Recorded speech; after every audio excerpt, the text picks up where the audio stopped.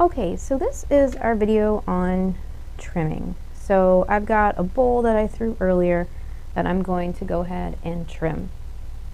Now, first things first, I took my bat pins out of my wheel. You're probably just going to be throwing on the wheel head anyway. But if you were using a bat for some reason, make sure those bat pins get out of there because you will knock yourself in the hand and it will hurt. So I've got my bowl. I know that it's nice and flat because I made sure the rim was flat when I started, and I'm going to take this moment to feel the space between my fingers, the clay that's between my fingers, feel about how thick that is, feel where the thickness changes, what that shape is like, so I get a good sense of how much clay I can take away when I trim. There are other ways that you can deal with this. You could take it off the wheel and check when you're partway through, but that makes it hard to get it back on center exactly where you had it. I like to thump on the clay to hear it. I'll try to get the mic close to this so you can hear it. When the clay is thin, it has different sound than when it's very thick. So you can start to hear the difference between it thinner and it thicker.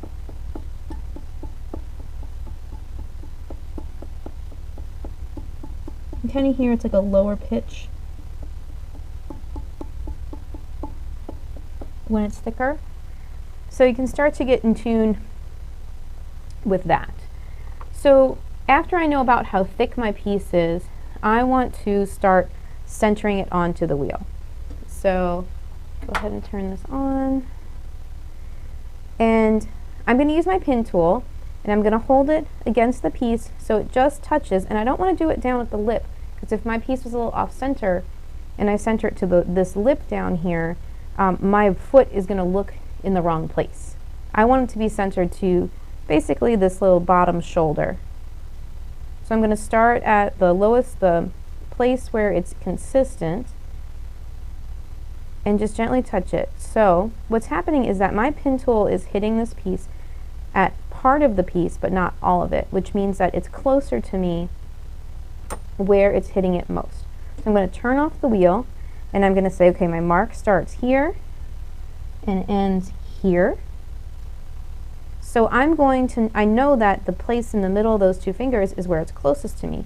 So I'm going to just push that over just a hair, just a little bit, and wipe out that mark with my finger, and then try this again.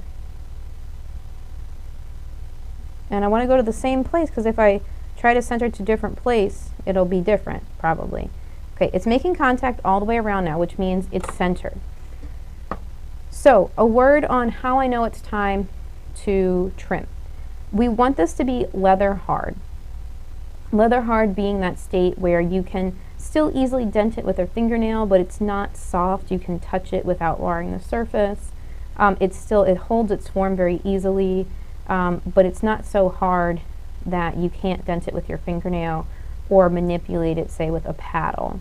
When we know that's that point with trimming is that we can run our fingernail across the top and sort of get like this ribbon on our nail. If it's too wet, it's gonna be really, really wet, and you're not gonna be able to kind of draw a ribbon off of it. If it's too dry, it won't mark anything. It'll get really dusty, and you're going to dull the tools, and you're going to make it hard for yourself, and maybe crack your piece, and throw a bunch of dust as well. So none of that is good. So trim your pieces at leather hard, and you'll be good. So I'm going to take 4 lumps of clay, wads of clay, and I'm going to wad this down. I'm going to put my hand on the center here and press in a wad. I'm not trying to dent my piece, I just want to make sure it's secure. And I want to have the wads be opposite each other. So I'm going to wad down the other side opposite that one. Then I'm going to do 2 more opposite each other.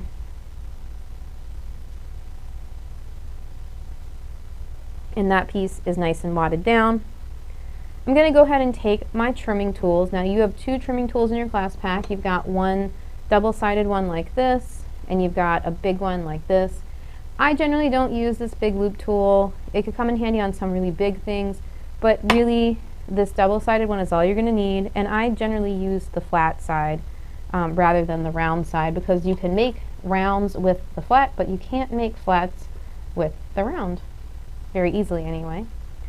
So you'll notice that I've got kind of, it's fairly consistent here, but not completely.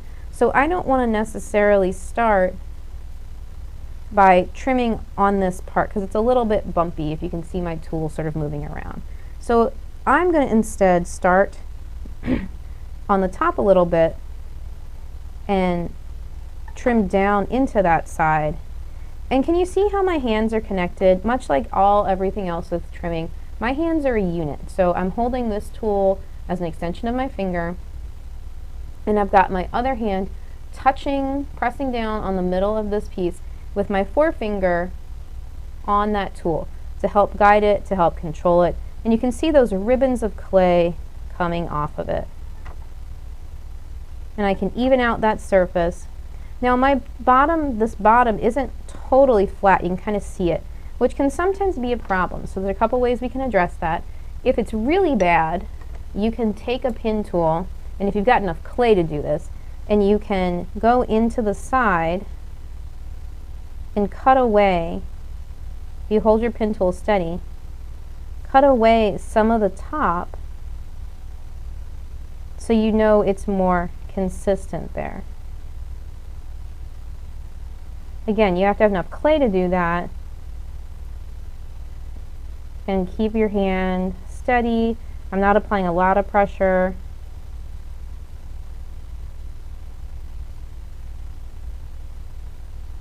So I can take away a nice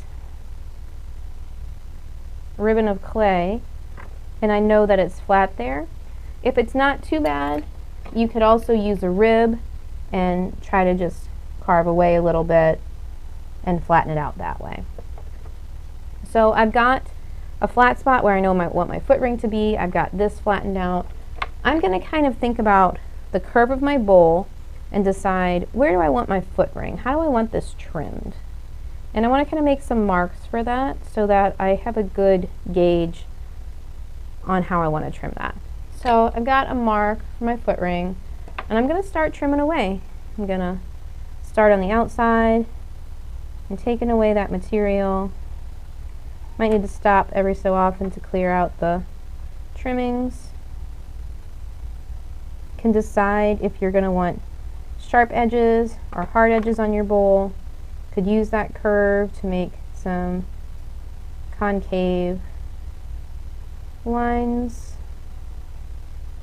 I'm trying to remember I felt my bowl to feel where all the excess clay was, so I knew how much I could take away without trimming through. I could certainly stop, take a minute, thump at the bowl, feel sort of if there's some place that's getting too thin.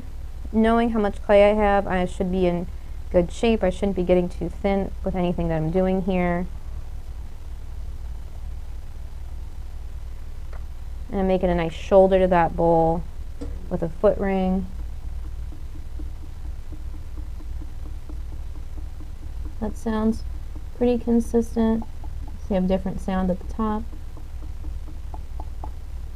So I feel like I'm pretty good with that shoulder, remembering the amount of clay I had. Maybe I could take a little bit more off of it.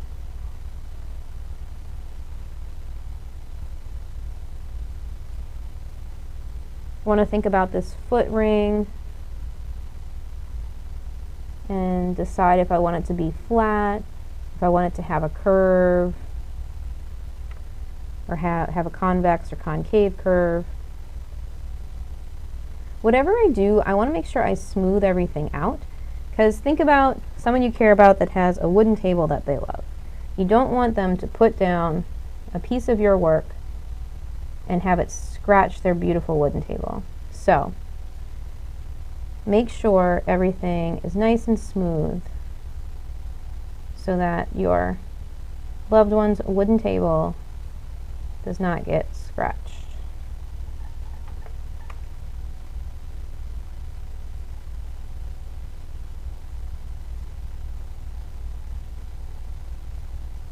So So now I'm doing the center, and I tend to start from the center, and I put the corner of my trim tool in there, dig in just a little bit, and move out to the outside. You don't want to take away too much at once. Your trim tool will get stuck and it will catch, and it'll be sad times for your piece.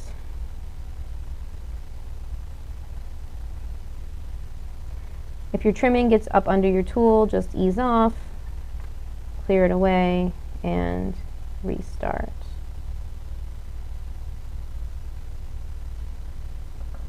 I'm going to stop it and check out the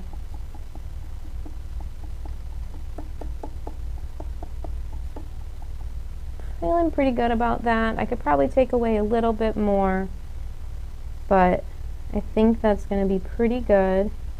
I want to address this foot and make sure all my edges are rounded out and consistent.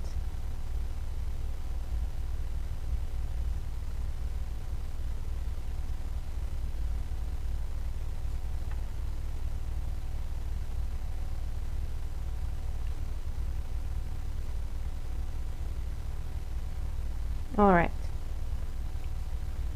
So the last thing I'm going to do is I want to compress.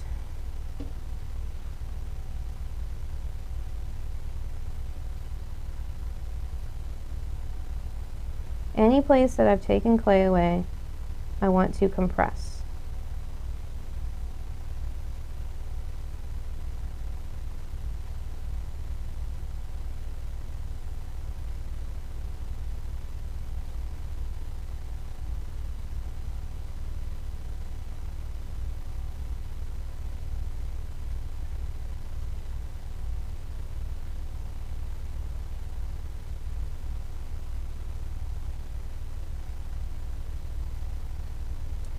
So I'm just applying pressure. I'm not taking away material, I'm pushing it into itself. Some little amounts of material are going to come off, but not much.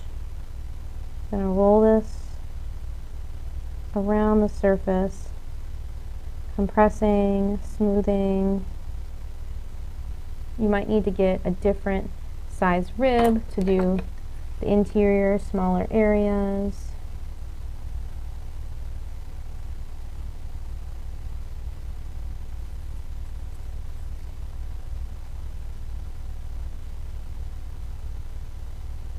Really, really smooth wooden ribs are like the best thing ever for compressing trimming. It's just they're hard to find really smooth. You could take a wooden rib and sand it down, or they do smooth out over time and use, but a lot of them are not as smooth as they could be. So you have to sort of work them over to get them smooth. Just going to use my finger, do some more smoothing to make sure my wooden table doesn't get scratched, and then that is that. And I could put my maker's mark, my initials on the bottom of it now, and let it dry.